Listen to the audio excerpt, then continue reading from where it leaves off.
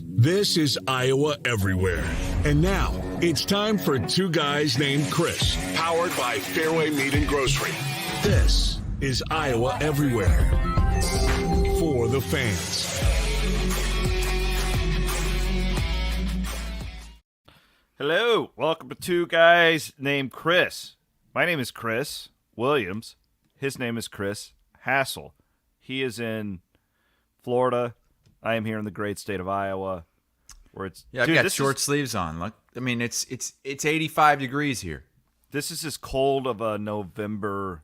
Well, I can't really say that because it was like 70 a week ago, and now it is freezing outside. Wind chill, just snow all over the place. Like I had to tear my house upside down looking for my daughter's snow pants. Oh, jeez. They don't let the kids play outside. Listen to this. Apparently, this is like a rule. Like, if the kids have snow pants, they can do whatever they want at recess. They can go and make snow angels. If the kids don't have snow pants, they have to stay on the concrete and just basically watch all the snow pants kids have all the fun. So both of my daughters yesterday. I don't ever remember wearing snow pants to school. Yeah, I remember having them there, but I don't remember being like ostracized. I don't think we went and played outside when it snowed. I think we stayed in the gym and we played basketball and such. Like dodgeball? Yeah. I don't think that we went outside for recess when it was snowing out or when there was snow out there. Well, it was a big deal at my house last night. Now, did the Clarinda Academy, did they still get to go outside and wave at the cars when it was snowing out? Yeah, because they were out there picking up all the trash. I thought they were like out there on recess. Well, they had they always had them out there like exercising and jogging, and then they would go and pick up the trash, and they'd be walking around. But yeah, again, prison. It's not a prison. They were out there, they were digging ditches.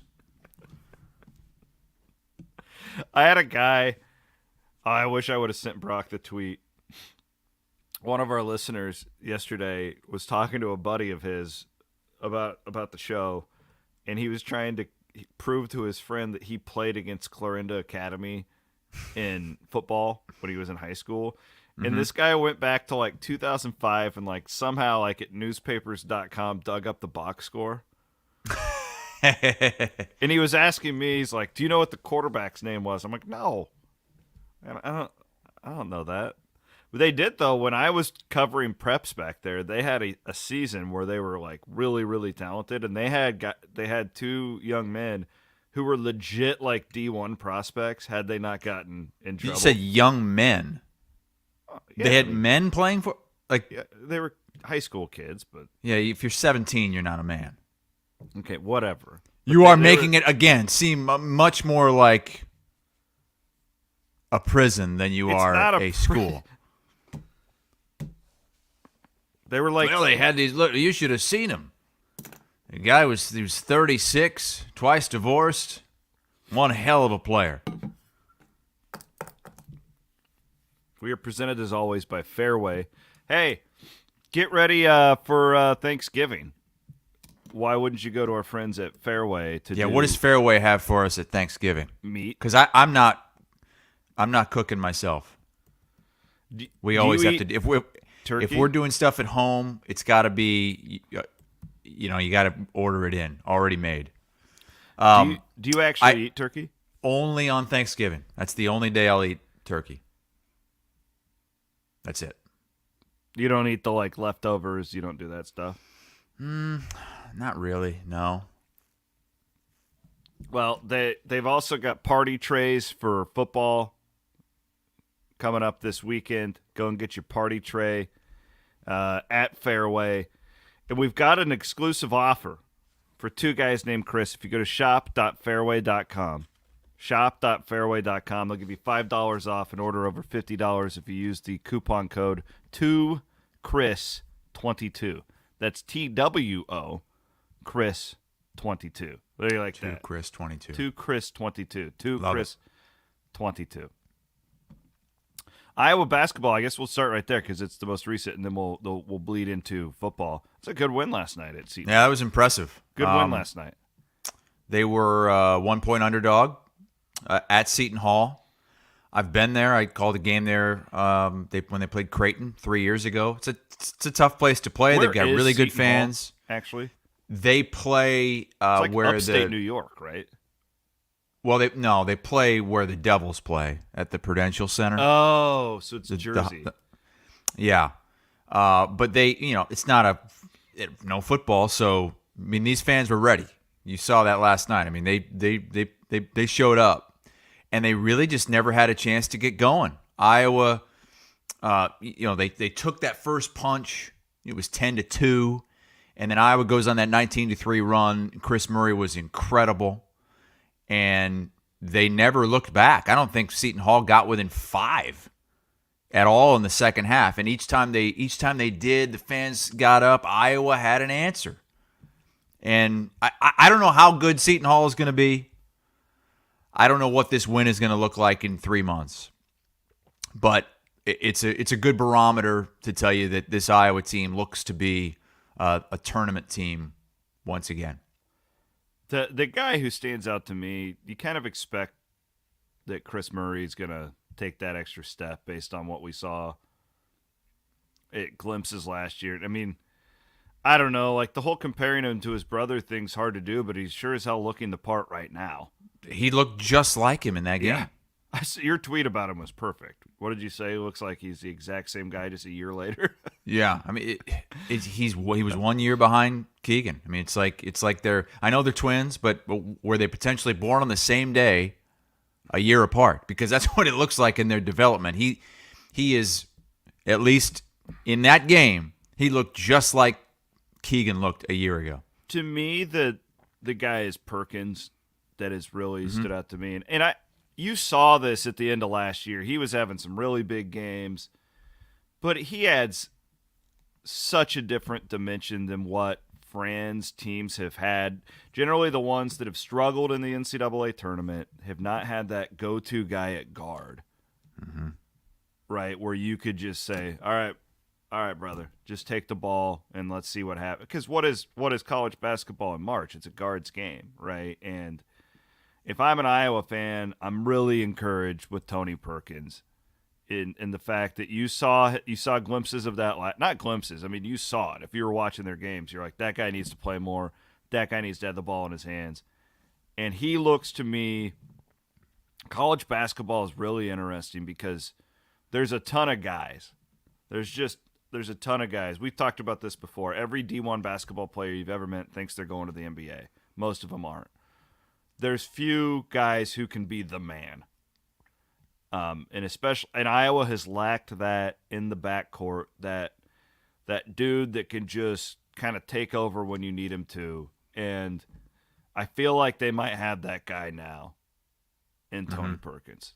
He jumps off the TV when you watch him.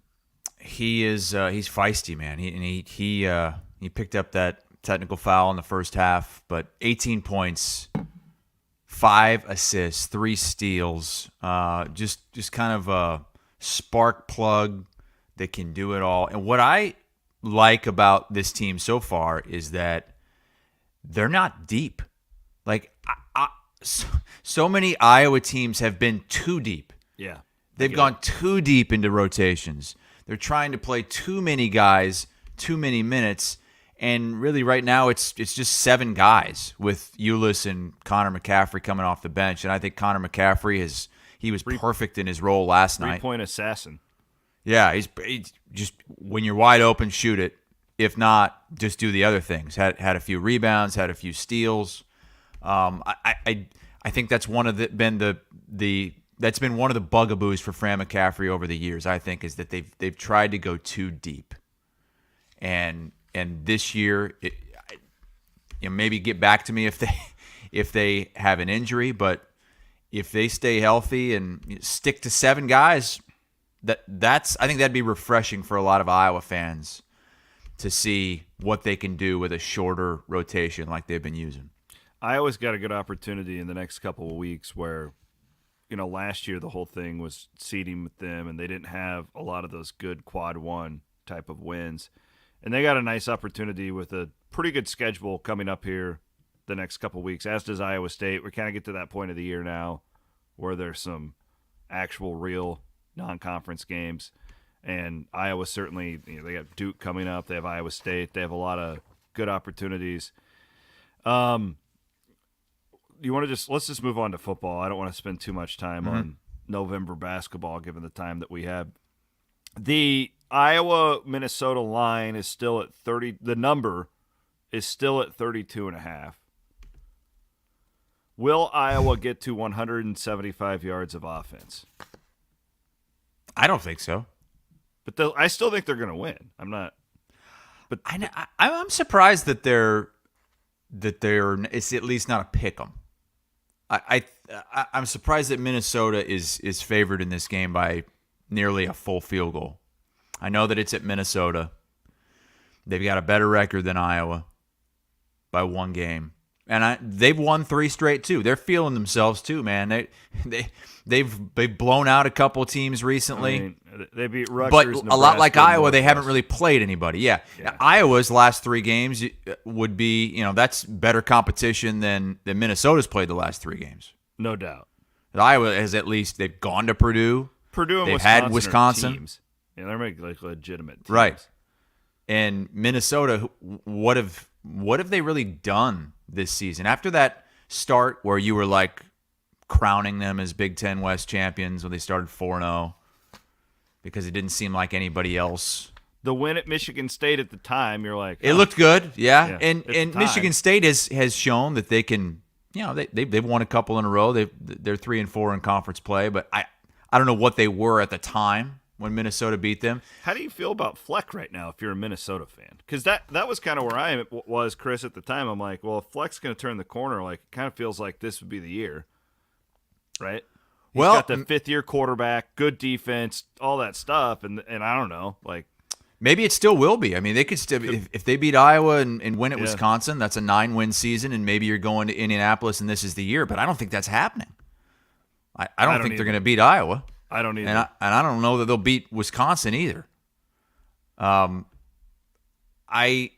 can't believe how low that total. Would that be the lowest total in college football history? 32.5 if it closes there. If it closes there, I think it would be. I think it is. I mean, the last time when that game against Northwestern opened, that was the lowest open. But it ended up getting up to what, 36.5? Yeah, something like that. And this one has just stayed put, which is really interesting to me. If this would, I honestly am tempted to play the over because that's just not many points. Honestly, like it's not especially when you think about the Iowa defense is probably going to score, or at least put the offense inside the red zone to start a possession or two. That just seems really. The fact that many people are still betting the under at 32.5, we're sick. Well, the people in this state were sick when it comes to our football. Oh, my God. No kidding. I mean, what we're going to go and watch in 15 degrees and bad wind chill in Ames on Saturday? And we're all betting the under on that game. We're sick. Mm-hmm. What the hell is wrong with us? It's been a rough year for offense in the state of Iowa. I don't know that you'll ever find another year worse than this. For any state, any 2 big programs in a state with offense like this. As far as the Iowa game goes, if you're looking at trends, it's not looking good for Iowa because it has been a back-assward year for the programs that Ferentz has owned of late and vice versa. Because it started with the Iowa State game. They had a 6-game winning streak snapped against Iowa State. Then they played Illinois, had an 8-game winning streak snapped against Illinois. And it's kind of gone the other way with the programs like Purdue and Wisconsin. Purdue, they'd lost 4 of 5. They won. Wisconsin, they'd lost 8 of 10. They won. Well, they won 7 straight against Minnesota, 7 straight against Nebraska. So if that trend keeps going, you would think that maybe P.J. Fleck finally gets over the hump against Iowa. The Circle Herc chimes in on YouTube and says that Minnesota's making him nervous. Everybody's talking about the Big Ten West champs too early. Watch us get jumped by the Gophers and Huskers. Yeah, and there's part of me that I could argue this game both ways. I think one, this sets up perfectly for Iowa. A total of 32.5, freezing cold, outdoors, November, against a team where you are equal to or better than talent-wise. This is a Kirk Ferentz special. 2, their offense is still horrible. Okay, They being Iowa? Yes. This has not changed. Now, it's gotten better. But what we saw last week against a good defense, they have 186 yards of offense, whatever the number was. Let's not sit here and act like they lit up the scoreboard and we're driving up and down the field on Wisconsin. Minnesota's got a good defense too. So I see what Circle Herc is saying, where now you're going on the road and it's this team that's feeling pretty good. Like, it would make me nervous too if I were an Iowa fan. I get it. Circle Herc is an amazing name. I'm not even listening to what you're saying. I'm just thinking of Circle Herc. I don't know. Are many people out there already crowning Iowa as Big Ten West champs? I don't know if they're crowning them, but man, the it's in front of them. You win the games, you're going to do it. Sure. The mood is just very different. But you're right. Are they going to be able to win both of these games without any offense again? Because we kind of let that go in the Wisconsin game just because they won, and they won convincingly because the defense and the special teams put them there. Short yard for the offense. I mean, that was the literal playbook to win that game, and they did it. But can you keep doing that? Can you keep doing that against teams that like Minnesota where you're kind of evenly matched? The real Hayden says some of us are going up to Minnesota to watch it in the cold. LOL, I'm an idiot. What is the weather forecast for the game? I don't know. And it's late afternoon, right? So it's going to be dark. Yeah, it's going to be cold. I do know that in Ames, so it's a 6 o'clock kickoff. The high in Ames for the day is 20 with 10 to 15 mile per hour winds. So here's your Minnesota forecast. Thank you, Brock. The high is 21. This is Ames, sorry. Oh, this is Ames. Yep. All right. Well, point taken. So drop at about 5 to 10 degrees if you're going up. So it's going to be mid-teens, Chris, on that plays to Iowa. Like, I don't know. It's the same forecast, by the way, in Minneapolis. Okay. Well, I'm heading there after the game. On Saturday, I'm heading up to Minneapolis. I'm going to Cowboys-Vikings. That's going to be freaking insane. You're lucky that'll be indoors. Yeah, no doubt about that. So, feels like Iowa State should beat Texas Tech. 3.5-point favorite. Uh-oh. Cold weather. Uh-oh. What'd you say? 3.5-point favorite? Yep. Oh, no. Not the stat. Yeah. Don't bring the stat. That falls right into that stat. Chris the Bear Felica has been pounding this all year. Anytime that Iowa State is a 3.5-point favorite or 3.5-point underdog, anything in between, they've been terrible under Matt Campbell. 5-17 straight up when it's a quote-unquote toss-up game. 5-17. That's like Gene Chiswick's record at Iowa State. 5-19, but we're getting close. Lose two more of them, boom. But I'm with you. Not that I've been holding on to that for a decade. Well, I just remember the guy at the Auburn airport chanting that at him as he got off the plane. 5-19! 5-19, you suck!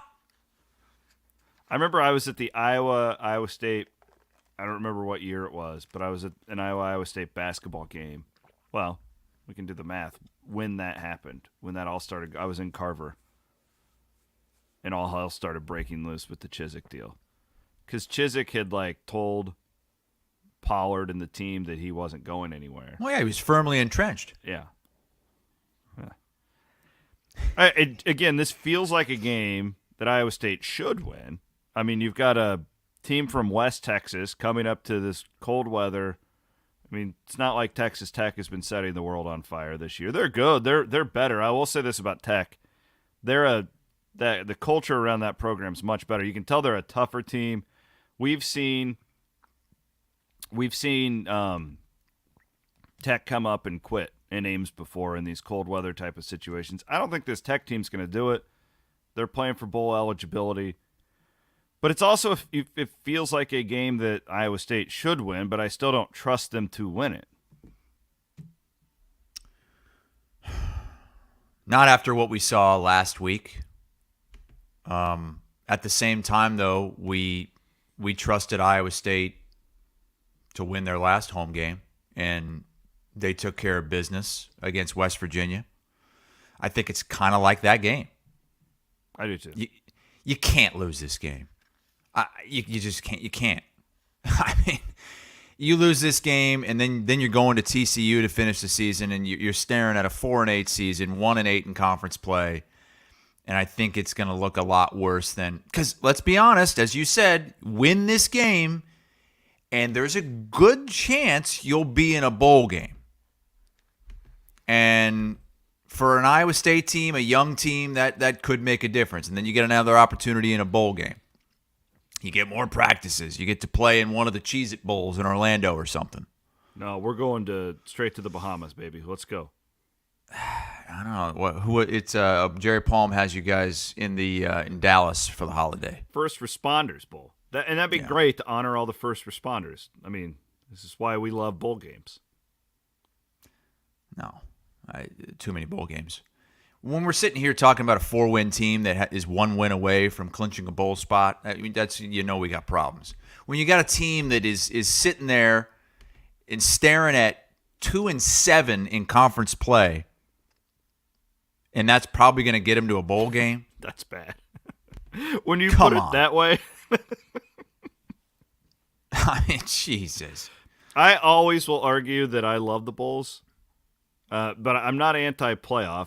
I love the Bulls strictly because I'm just a college football nut. And last night I'm watching that Blizzard game in the MAC between a 3 and a 4 win team. Yeah, but why were you watching it? You were watching it because it was a blizzard. You're not going to get that in a bowl game. There's no Blizzard bowl game.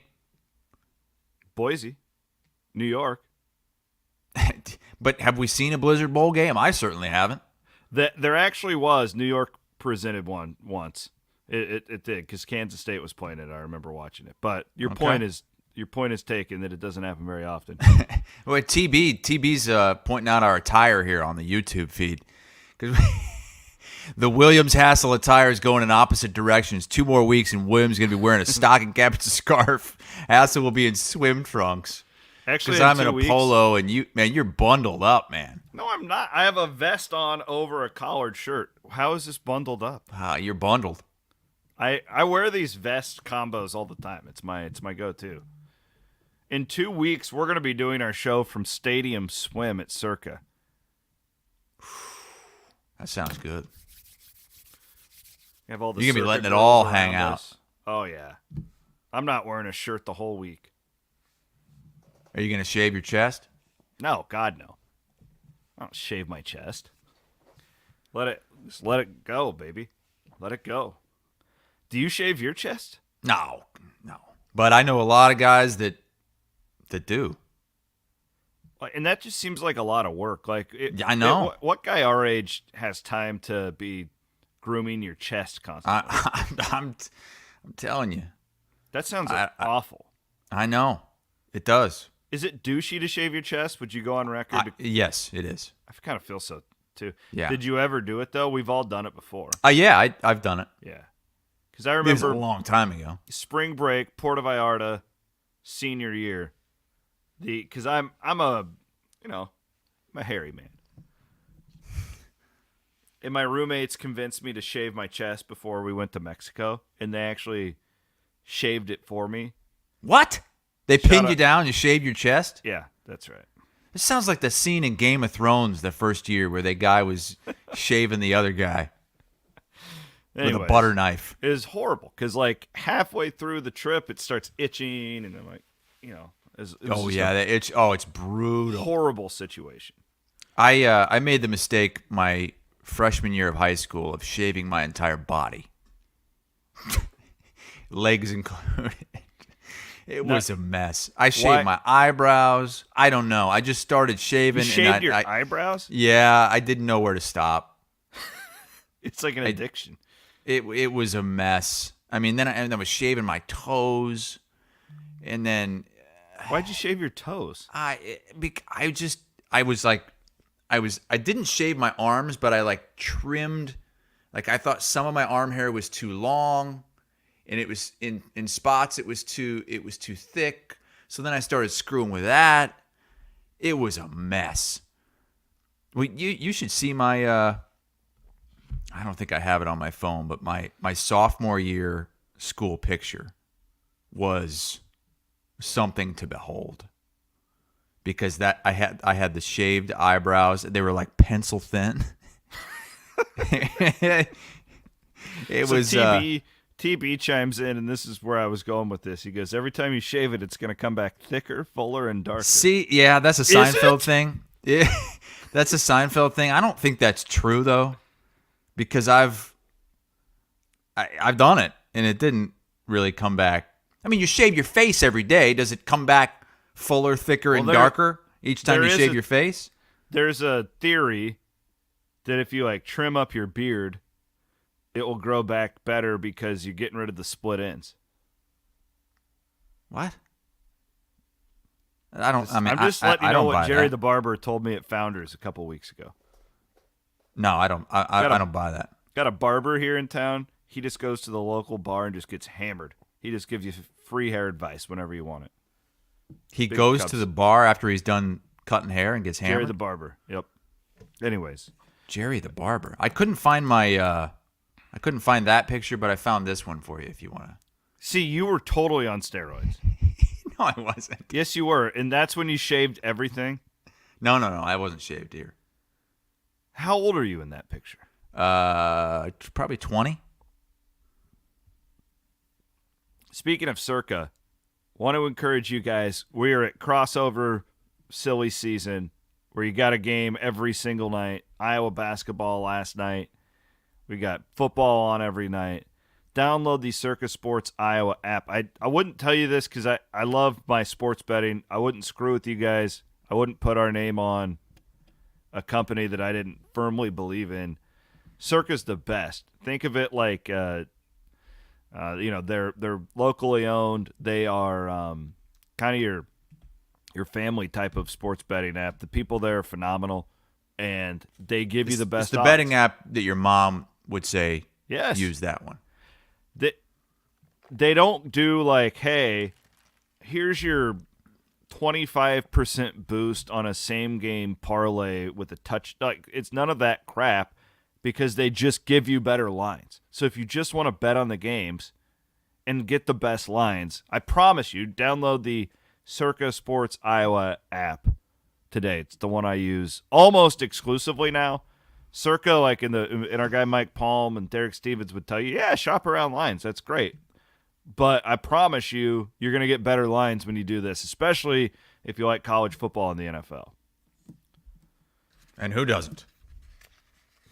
So, yeah, just to wrap up the Iowa State thing, I have Iowa and Iowa State both winning this week. They both make me really nervous, though. I wouldn't even say I'm more.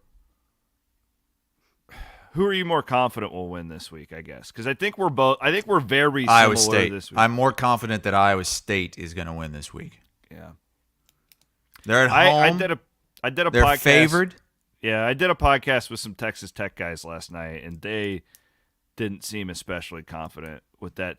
Hassel, you called a lot of games. Do fans make too big of a deal out of, it's Texas Tech coming up to Ames in 15 degrees? Or is that, how real do you think that is? I don't think it's as real as some people think it is, but I think it's more of a deal in college than it is the NFL. Like NFL, it's completely. The Miami Dolphins having to go up to Green Bay. I don't think that's as big of a deal as maybe the Florida Gators going up to Wisconsin in November or December. But you have experience with this, covering Iowa State every year. It seems like every year or two there's a situation like this where a team from Texas comes up and it's bad weather. In past experiences, do you think that it matters? I think that at the kickoff of the game, it's not that big of a deal. But what I've seen in my time, we saw it with Texas last year. We saw it with Texas Tech 2 years ago. Oftentimes, if things don't go well for these Texas teams, that's in the second half, they're freezing cold and they just quit. Mm-hmm. And there is a difference. I was talking with the Gauchos about this last night. It's like Iowa State's guys have been going to class, walking to class in this cold all week, basically for 2 weeks. They've been walking around in this. And Tech's coming from West Texas where it's 70 degrees, and they're going to land tomorrow. I do think that it's definitely edge Iowa State, and the reason I like it is I would go in a game like this, if there's really going to be 15 to 20 mile per hour winds, we'll see. I bet it'll die down a little bit before kickoff. But I want the elite defense, right? Like Iowa State's defense is the best unit on the field. Feels to me like they should push Iowa State over the edge here. I've got bad news for you, man. What? It's cold in Lubbock. What is it? It's 37 right now. Ooh. Today's high is 56. 56? That's hot. Tomorrow's high is 38. I know they're not going to be there tomorrow, but it hasn't been warm in Lubbock, so they might have been getting used to it, getting those cold juices to settle in. Give me Texas Tech then. All right, we feel the same on these two. Iowa State wins. I don't know if they cover. Yeah, I wish that was 3. Make me a lot more. I would play the under in this game if I had to bet it. 47. Who the hell? How are they going to score 47 points? Play the under.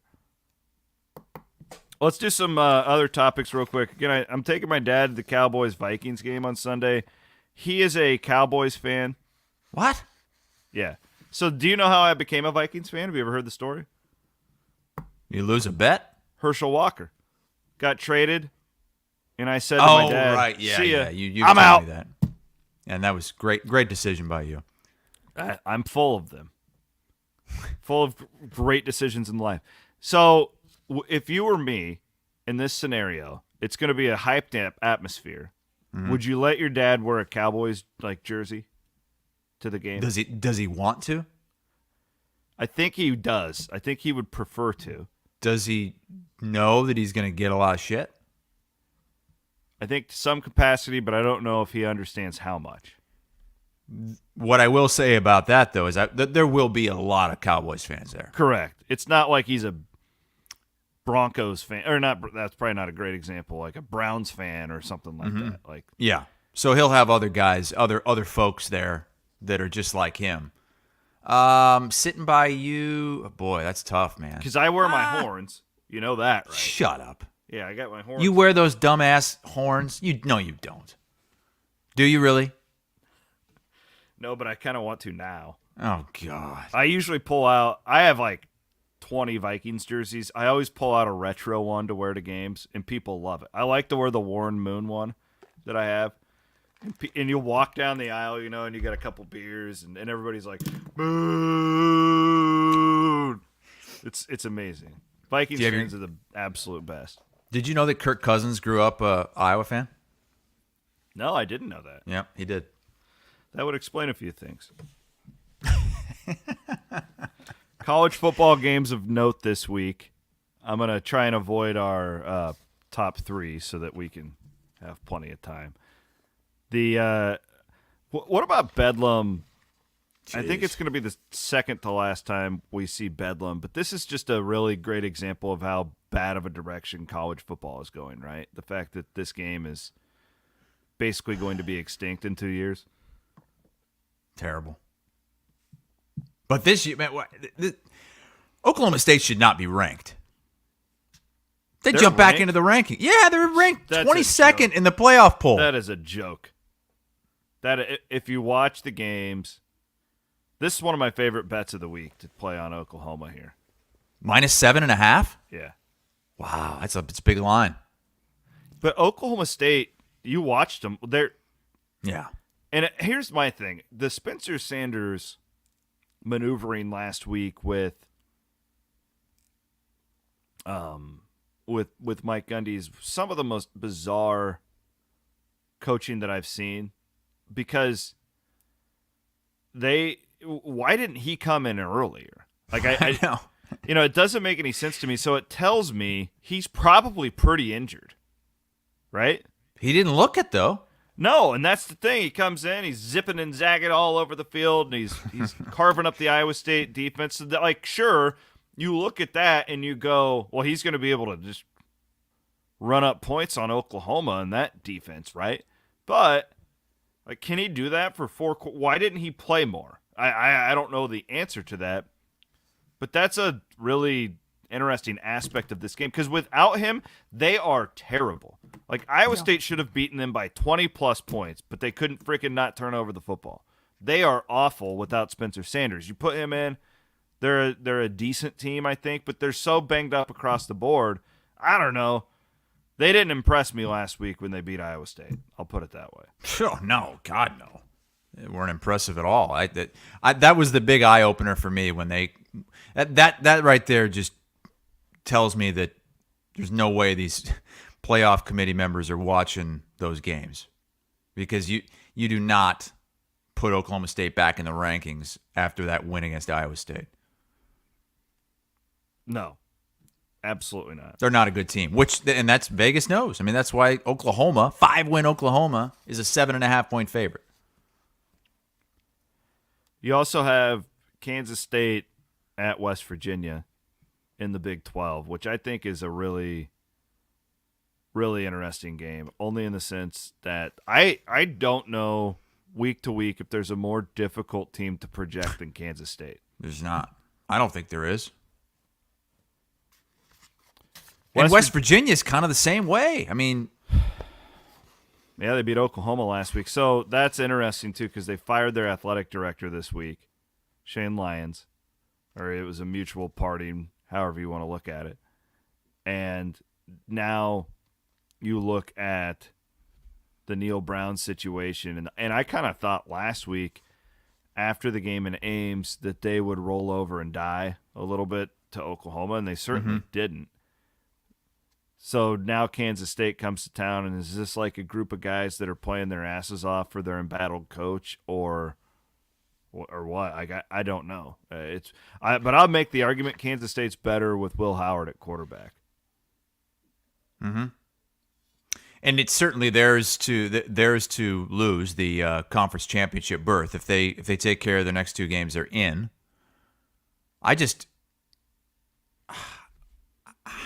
There's so many other scenarios. I just don't see one. I feel like it's going to be TCU Kansas State in the Big 12 championship game, and we'll get a rematch of that one. A lot of purple. Too much purple. All right, let's get to our top 3 games, because a lot to talk. Oh, wait a minute. What? What is it? I had the Hassel upset special of the week. Oh. UAB at LSU. Oh.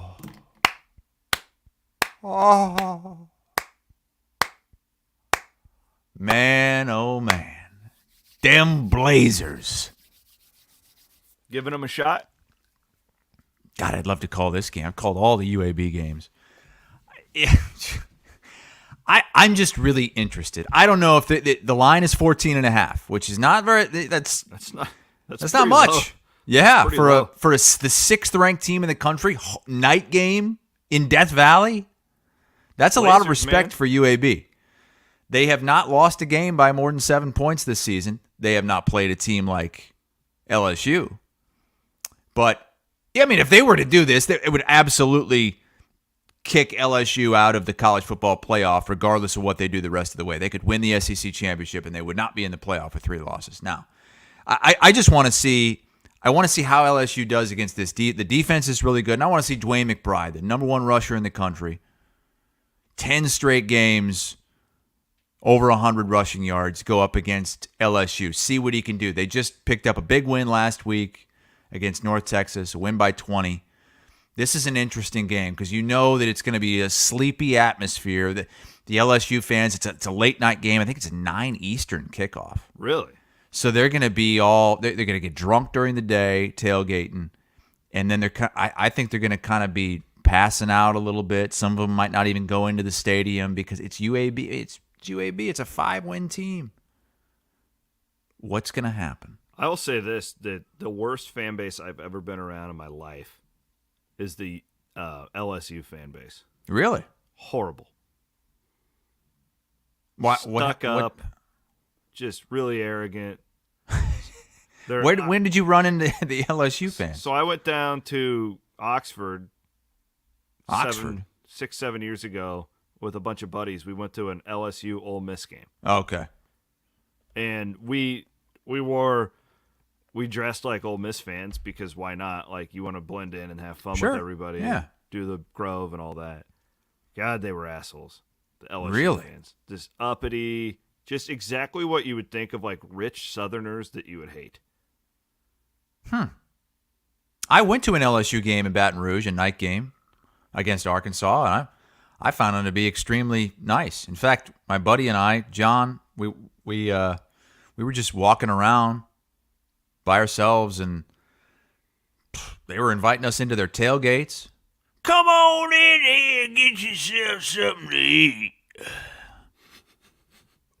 They were roasting hogs. We got everything you need here. Yeah, go ahead and sit down. Yeah. Hang out with us. They were nice. We were sipping on some Southern comfort. That's the impression I got of Ole Miss fans. Like, that's my fan base. I like them a lot. I haven't been to Ole Miss, but I hear it's I hear the Grove is awesome. Everybody chews. Everybody's got a dip. Yeah. All the time. And all their wives are pregnant. All the time. Are they dipping too? They're just pregnant. The wives dipping? Like, they're dipping while they're pregnant? Probably. I'll never forget. So we're walking around, bunch of dudes from Iowa, and we were doing the same thing at the Grove, and we're basically just like shaking people's hands, and then they'd let us come in and they would give us food and beer. Mm-hmm. That's kind of how it was at LSU for us. Yeah, it was amazing. Well, the last guy, we go in there and we go into his tailgate, and he's really tall, skinny, typical, like stereotypical, like Southerner type. Super nice, like chatting with us, whatever. And then he starts he's missing some teeth, all this stuff. Like, honestly, like, but he's at the like really, really super duper rich area of the Grove. Okay. And he has a chandelier in his tailgate. And he's pretty racist. Some of the stuff that like starts coming out of his mouth and everything. And he was pissed because he's telling us that he tears down his tailgate before the game now because they banned the Confederate flag and like all this stuff. And he's like, they're going to come and destroy my... It was a really weird deal. His wife comes around the corner, one of the top 5 most beautiful women you've ever seen in the world. And she's married. She's about to pop. Okay, she's pregnant. And she's married to this toothless racist guy with like just like chew just like going down his neck. Are you attracted to pregnant women? Is it not necessarily? You said she was one of the top 5 she was most gorgeous. Attractive women on earth, and she was ready to pop? She was a beautiful woman and a total sweetheart. And you're like, why are you married to this guy? Oh, yeah, he's probably a billionaire. Oh, man. He's an oil man, something like that, But anyways. Huh. That's my experience at the Grove. Top 3 games for both of us this week. Where do you want to start, Brock? You throw up the first one. There we go. All right, I guess we're starting with mine. Illinois at Michigan is really tricky and sneaky to me. The line is like 17.5. It's too many points. This is a trap. Really? I think they're trying to make us think that Illinois is cooked and maybe they are, but with that defense, it's going to be cold. Now, the other opposite I could make argument would be that Michigan needs style points because I don't They think do. They don't. I don't think, Chris, that they get into the playoff at 11-1. No, that's my thought as well because of the non-conference. Correct. So they need style points. So that would be the one thing that would make me a little bit weary about this. But as you know, with Iowa, when you have that defense, defense travels, and I just think that's too many points. Yeah, but remember what they did against Iowa? Yeah. I mean, they put up 27 points against Iowa. Marched right down the field opening drive. I don't think Illinois wins this, but I wouldn't be surprised if this is a game in the fourth quarter. I don't know. I mean, Illinois has looked so bad the last couple of weeks. Imagine, though, if Illinois goes in there and pulls the upset, how that would we've already said, and I was the first one to do it. If Iowa wins out, they're in the Big Ten championship game. Not if Illinois wins this game. If Illinois wins out, then there's all kinds of other scenarios in play because Illinois has the head-to-head over Iowa. I don't see it. Michigan is just churning teams. They didn't have a problem with Iowa at Iowa, and I think Iowa's defense is every bit as good and maybe better than Illinois'. Better, I would say. I think Michigan will put up 30+. Is Illinois gonna get to 14? I don't know. I think I'm taking Michigan. I'm taking Michigan minus the 17. Give it to me. Blowout. I'll go the opposite. One of our YouTube video viewers makes a comment that all of their cousins and wives are pregnant. Come on. I mean, you're talking about those folks down there in Mississippi, down at the Grove. It's like a whole different world down there with the tailgating. People don't like when you go to Ames or Iowa City. You load up your truck and your trailer or camper or whatever with your tailgate items. There, these people make a living off of like 6 days out of the year. They're tailgate companies. And you pay them and they'll set up your freaking chandelier in your tent. It's incredible. Like you can't comprehend it unless you go down there. And like all the food is catered. It's all there for you when you get there. I love the Southern tailgates. Oh, they're the best. You ever tailgated with the Cox? Now that's a good time. Down in Columbia? No, I have not. I've not been to Columbia. We should do that next year. Off weekend for you. We should go to a cock game. Only if your mom comes too. Oh, yeah. She'll be bouncing around. She'll love it. I got TCU at Baylor. Yes. For all sorts of reasons. That's the most interesting game of the week, I think, in college football. Because this might be the moment the TCU trips up. Boy, the line just screams trap, but it did last week too when Texas was a 7.5 point favorite. Mm-hmm. I hate the fact for TCU, that Baylor's coming off of a blowout loss to Kansas State because Aranda's a good coach is the thing. He's not some slapdick. Like this is an elite level culture and X's and O's guy who I really, really, really believe in. I think this is an absolutely terrifying game for TCU. Yeah. Big noon kickoff. Brady Quinn's going to be there. Speaking of Brady Quinn, that was a nice commercial for Dr. Pepper. Dr. Pepper's getting a lot of run. And I think they got their money's worth because we were talking about it on the podcast, and then I get a text at 3 a.m. from Zubin Mehenti, and he's out at the 24-hour grocery store there in Connecticut grabbing some Dr. Pepper because of what you said. Cream soda one? Yeah. Oh, he's all about it. You put a little Jack Daniels in that? Oh, yeah? Yeah, it's really good. That's the greatest soda of my lifetime. Do you say soda? You don't say pop? I can say both. Really? We said soda growing up because, again, my mom is from the South, and that's what they say. Okay. But when I say pop, people down here are just pissed. They just feel like when you say pop, it makes us like when we say pop, because that's what people call it around here. But it makes us sound like total rednecks. Also, I didn't know this until about a year ago, but sucker, like if a sucker that you suck on, yeah, they don't call them suckers, and they think that's really dumb. What do they call them? Lollipops. Everything is a lollipop? Yeah.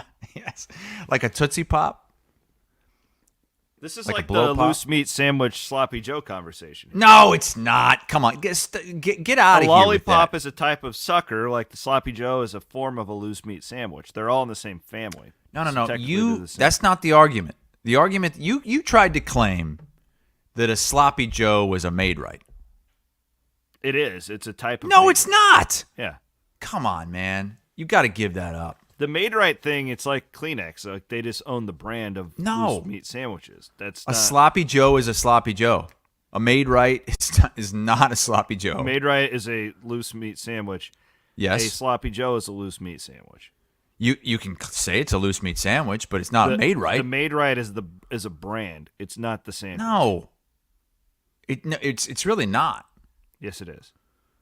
A Maid-Rite loose meat sandwich is not a sloppy Joe. Sloppy Joe's got that garbage red paste sauce in it. It's disgusting. There's a lot of good things in a sloppy Joe. No, sloppy Joe. It's in it. You should come over and eat one of mine sometime. I would never eat one of your sloppy Joes.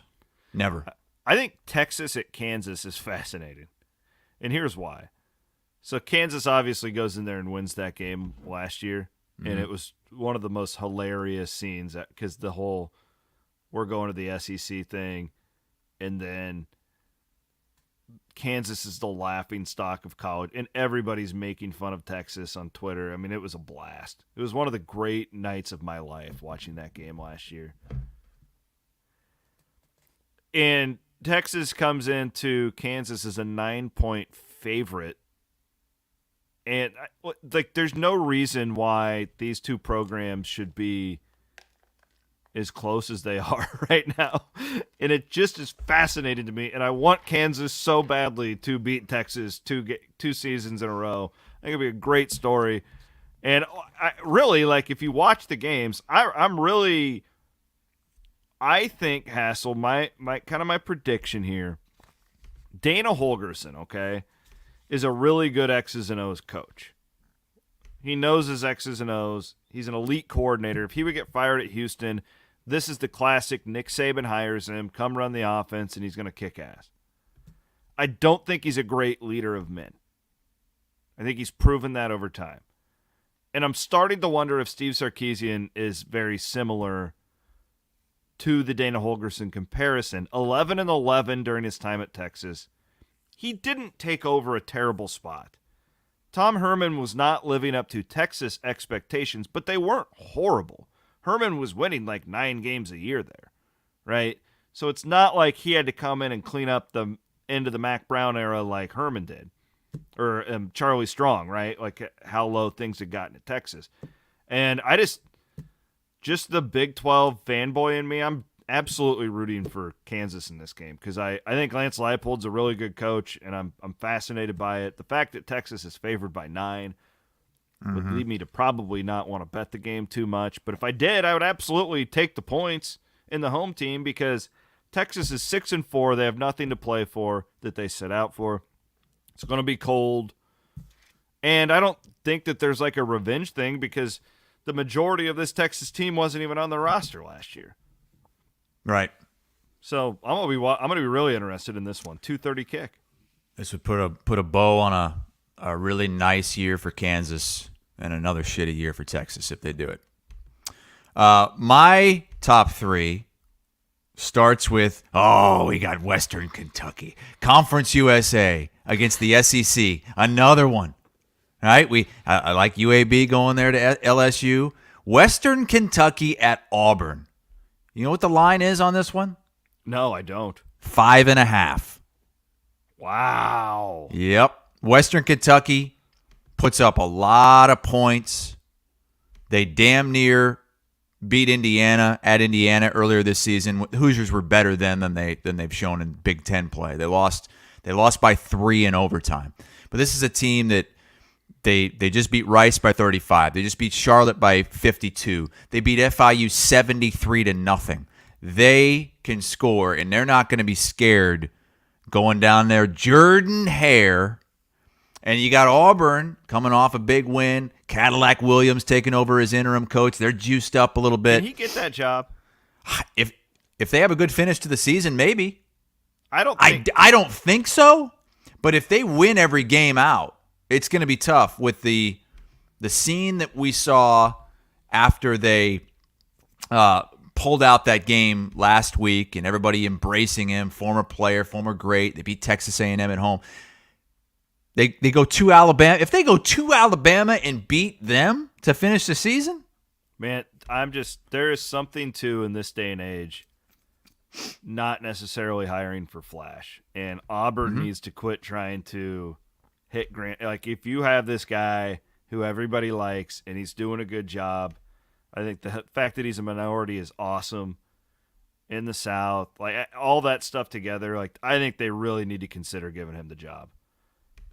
We'll see how it goes these last couple games because nobody's going to be saying that if Western Kentucky goes in there and beats them straight up. Go Conference USA. Which I think is a possibility. My next game is also in the SEC. Florida at Vandy. Vandy just picked up its biggest win in years at number 24 Kentucky. First road win, I think, since pre-COVID in the SEC. And now they host Florida. Florida's not good. They're 6-4 overall, 3-4 in conference. I think this is going to be a fun little atmosphere there in Nashville. Fans are juiced up for the first time in a while. Florida's still a sizable favorite, 14-point favorite. But if Vanderbilt's in that game, that could be fun. Vanderbilt's a good play there. Isn't that a good play? You like that? Plus 14 points at home. I don't know. I don't know that I could ever just pick Vanderbilt in a game. I know, but like, here's my it's not like the Billy Napier start has been. No, they hate him down there. Got off to a rocky start, and then this season you got a potential number 1 overall pick in Anthony Richardson at quarterback, and you're 6-4, and you got a losing record in conference. It's a lot like what's going on with Kentucky and Will Levis and a potential top 5 pick, and they're not winning either. Number 1 game is pretty obvious. USC at UCLA. It's a top 16 matchup. USC is the last hope for the Pac-12 in the playoff. They're the last team that's sitting with 1 overall loss. If they win out, they're probably in the playoff, but they can't not afford a loss. UCLA, we've given them all kinds of flack this year for just horrible home environment. They've apparently sold out the entire student section, and the stadium's packed. I'm sure there'll be some USC fans there as well because it's in LA. Mm-hmm. But I think the Rose Bowl is going to be hopping for this one, and it's going to be a 7 o'clock Central Time kick, and a lot of firepower, a lot of juice in the building. I think that's going to be a fun one. That's the anti-Iowa-Minnesota game. Yeah, this is no defense. That number is 75.5, and I've already played the over. It might sail over because there will be no defense in this game. These two defenses are terrible. All you got to do is get teams in the 40s. Like, if you just put it that way. It's pretty simple play right It's a good week in the Big 12, too, because you got Oregon and Utah as well, so... Yeah, that's a really good game that we didn't mention. All right, well, I want to appreciate our sponsors at Fareway. Remember, if you go to shop.fareway.com and you use the promo code 2CHRIS22, TWO Chris22, get you $5 off. A little inflation killer right there from our friends at Fareway. There you go. Enjoy your weekend in Asheville. Well, are you going to get to watch games, or is Kristen hell yeah. you go to, like, bed No, she knows. No, she knows she's Antique already shopping. she's already scheduled the couple's massage, but that's on Friday. Oh, Saturday you leave today? is wide open. Yeah, leaving tonight after work. Do you fly? Direct flight into Asheville. Wow. It's on Allegiant though. Oh God, you might die. Yeah, I've never flown Allegiant. I've just heard horrible things from people in Iowa. It's cheap, but I hear that it's just a miserable experience. Have you flown Allegiant? Yeah. Do they have like a cart service? Do they come out and like No. do they give you they don't give you drinks and stuff? No. What? No. In fact, your drinks are forbidden. You can't even bring drinks onto the plane. I'm just kidding. We fly Allegiant when we go to Florida because we like to go to Sanibel, and you can basically fly right into that little area right there. But it's fine. It's just it's very much a no frills airline. Do they have Wi-Fi? Oh God, no. What? No Wi-Fi. If you're cold, no blankets. They got to keep the weight to a minimum because those planes are all like 25 years old. It's the Are there Bush line of pilots? airlines? Do they have pilots? Yeah, but they're all like in their teens. They're all in the Oh training Jesus! So no Wi-Fi, no food or snacks, no flight attendants. They might have Wi-Fi now. I don't remember in the past them having Wi-Fi. There are flight attendants. They just don't give you any food. What do they do then? They just Make yell sure at you you? have your seatbelt on. When I was at ESPN and I had to go to Canada to do the G League championship game in the Toronto area, I flew a direct flight out of Hartford to Toronto, and it was this propeller plane. It was like Air Canada Express. Oh yeah. It was a propeller plane, and it had about 8 seats on it, and the door into the cockpit didn't exist. There was no door to the cockpit. Wow. So I'm sitting there. I can see right up through the window. I can see the pilot and his controls. And you know what they had for drink service? There was a cooler in the cockpit that had water in it. Oh. And they would just hand out something else. I thought you were gonna be like, yeah, he's cracking a Heineken up there. Yeah, they had Molson up there. The pilot was drinking some Molson. No, I was scared to death. The Allegiant's not that bad. It's I just made it, like, but they don't pamper you on Allegiant. I'll put it that way. But you get what you pay for. That's the whole point. If you want to have a coffee, you can probably get a coffee, but they'll charge you $15 for it. Okay. So you said they do have drinks. I don't remember, honestly. Like, it's been a long time since. Okay. To be honest, I try and avoid Allegiant. So. Well, the only reason we're taking it is because it's direct from our airport right into Asheville. When I go to Vegas, I always take Allegiant because it's the only. Is that what you're taking to go to Vegas? No, because they only fly on certain days, and I'm going out on Tuesday, and they don't fly on Tuesday, so I'm not, unfortunately. Is Bloom going to be out there in Vegas with us? Yeah, Bloom's going to be out there. Oh, see, now you've got to answer to all the fun you've been poking at him. Hell yes. Bloom, from what I understand, he's pretty pissed off. And I'm just saying, like, when you get out there, he might try and kick your ass. Just you're trying to goat me into doing the impression again, but I'm going to save it. It can't be like an every show thing. It's got to be. It'll lose its luster. That's fair. If I start doing it every show. Okay. We do have a listener that says they do have service on Allegiant, but you have to pay for it. Okay. Well, it's better than nothing, I guess. Well, you're paying for it on the other airlines. It's just it's baked into the price. That's why Allegiant's a lot cheaper. Right. Yeah, I think we're flying. It's $13.50. $13.50 for a direct ticket to Asheville. I thought you were going to say for like a can of pop. Well, they might be that too. That's how they make their money back. And then TB, that we had to play this one. He says, as soon as you win at blackjack, Bloom will be hitting you up for NIL money. Oh, yes. I can't wait. Got to pay those players, man. Can I have $10 for Hunter Decker? Thanks, Brock. Did a great job today, buddy. Thank you, Brock. The program. Well, I will be very blurry-eyed on Monday because the Vikings-Cowboys game is the late game. It's not the night game. It's the 3:30. Oh, yeah, that's late afternoon. And I'm going to drive back after that, so I will be on, no sleep. Wow. But that'll be okay. We'll have fun. Okay. On Monday morning. Hopefully I can tell you about a elite NFL experience that I had. Yeah. So enjoy Asheville. Thanks for watching. Thanks for listening. Please rate, subscribe, and review. Do all that good stuff. You help us here at Iowa Everywhere. Go download that Circa Sports Iowa app as well. For Chris Hassel, I'm Chris Williams. Have a great weekend, friends.